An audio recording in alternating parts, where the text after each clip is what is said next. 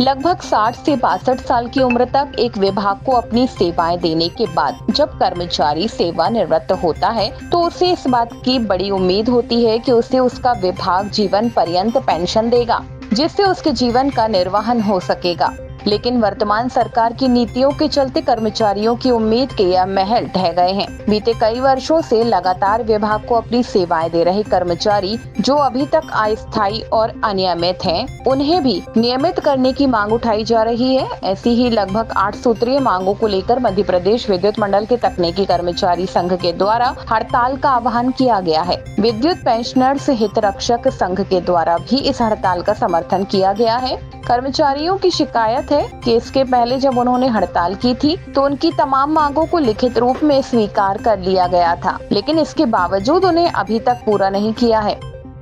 विद्युत कर्मचारी के और अभियंता संघ के 3 बड़े यूनियन मिलकर यह हड़ताल कर रहे हैं। इस हड़ताल से पहले हम लोगों ने बहुत ही शांतिपूर्ण तरीके से लिखित पेपर से सरकार के साथ अपनी मांगे पहुंचाई है। उनको बताया है कि क्या क्या परेशानी है। हम लोगों को लिखित आश्वासन भी दिया गया था 2 महीने पहले कि आप हम लोगों की जो भी 8 सूत्रीय मांगे हैं उसको पूरा कर दिया जाएगा।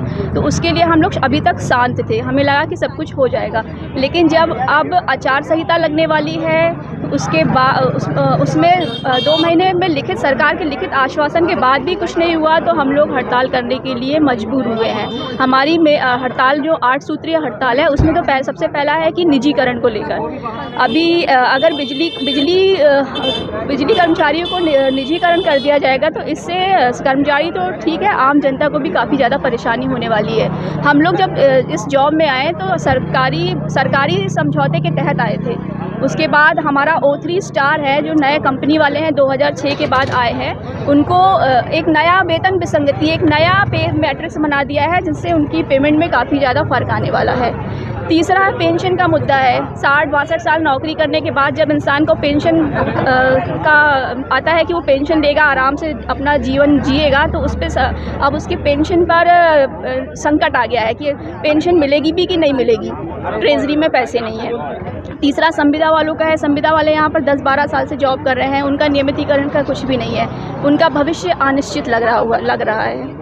और इसलिए हम लोग आज यहाँ पर आज से अनिश्चितकालीन हड़ताल चालू कर दिया है कि 6 अक्टूबर से, अगर सरकार 6 अक्टूबर तक वेट किया था कि सरकार शायद मांग लेगी, लेकिन ये जान के हम लोग शॉकिंग है कि इतने बड़े पद पर बैठे हुए लिखित समझौता देने के बाद भी साफ साफ अपने बयान से मुकर जाते हैं। तो अब हम लोगों के पास कोई रास्ता ही नहीं बचा हड़ताल को छोड़कर। तो इससे सबको परेशानी होगी, पर फिर भी बिजली कर्मचारी जो कि आपातकालीन सेवा देते हैं उसमें कोई बाधा नहीं आएगी, क्योंकि हमको भी सबका हित देखना है। लेकिन सरकार के पास हमारी मांगे पहुंचाने के लिए इसके अलावा हमारे पास कोई रास्ता नहीं बचा। तो ये लास्ट रास्ता है जिसके लिए हम लोग हड़ताल करने के लिए मजबूर हुए। आने वाले समय में चुनाव आने वाले हैं, चुनाव से संबंधित आचार संहिता लगने वाली है, लेकिन सरकार ने अभी तक उनकी इन मांगों को पूरा नहीं किया है, जिसके चलते उन्हें दोबारा हड़ताल पर बैठना पड़ा। जो तीनों संगठन हैं, जो 3 मेन संगठन हैं, अभियंता संघ, पिया और यूनाइटेड फोरम, उन तीनों ने मिलकर हड़ताल का आह्वान किया है। जो हमारी जायज़ मांगे हैं, जिनके लिए हम पिछले 4-5 साल से प्रयास कर रहे हैं, बट प्रबंधन और शासन के इसके प्रति जो रुख है वो बहुत ही संवेदनहीन है। तो अपनी जायज़ मांगों को पूरा करने के लिए हमने इस बार आर पार की लड़ाई का फैसला किया है और हम इसको पूरी तरीके से निभाएंगे। जब तक हमारी सारी मांगें पूरी नहीं होंगी तब तक ये कार्य बहिष्कार और ये हड़ताल जारी रहेगी।